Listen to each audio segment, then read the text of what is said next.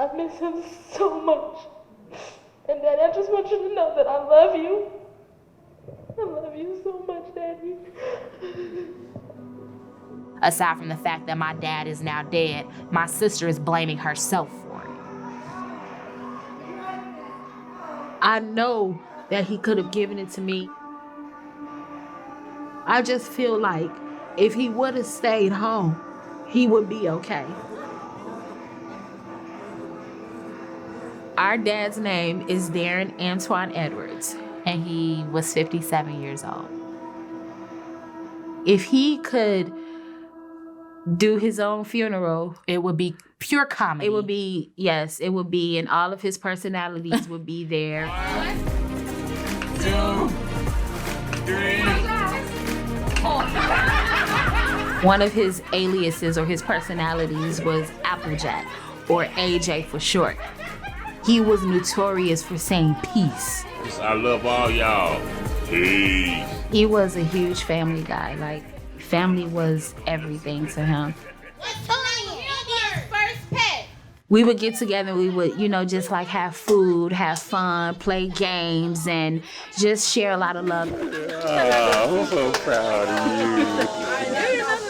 When coronavirus started to become a phrase that we heard a lot, I was like, oh, okay, well, I don't know anybody that has it. Not that I didn't take it seriously, but I was thinking that it's not going to happen to me or my family. Okay, Granddaddy. For my birthday, it was my family. We did karaoke. Overnight, I got up to go to the bathroom, and as I was coming back, I was like, whoa, something isn't right. I went to sleep, and then I woke back up, and that's when I was like really dizzy and things like that, and I went to the hospital and got swabbed, and the next day found out I had it.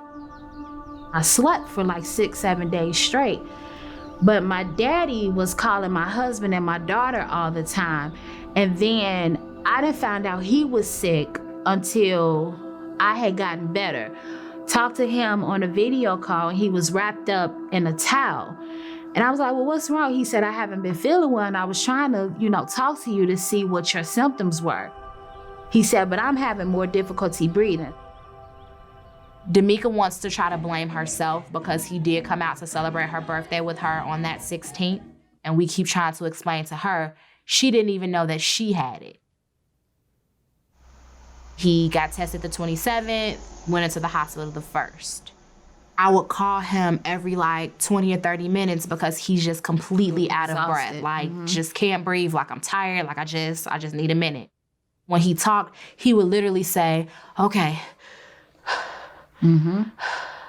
Okay, I get another call from the hospital, and I answer the phone, hello. The first thing that comes out of her mouth is, well, we had to intubate him and he's been placed on a ventilator.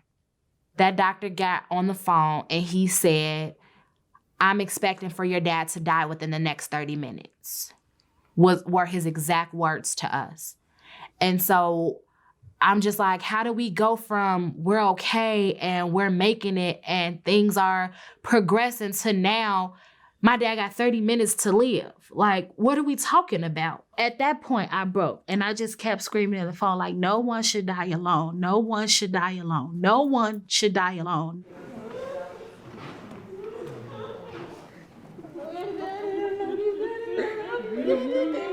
I said, is there any way that we can come to the hospital to even just look at him, to stand in the hallway, to just lay eyes on him?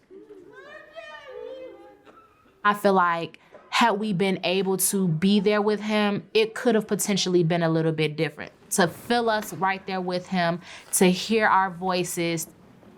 Did he feel like we didn't fight hard enough to get there? Did he understand? For me, it goes a little deeper than just blaming myself. I just feel like, yes, we both could have contracted it from where we were. It's if he wasn't there. But that's to say that being there is where he got it. He very well could have had it well before that. Maybe he gave it to you. Right, but You I just don't know. understand. You can't blame yourself. It's hard for me because I survived the same thing that killed my daddy.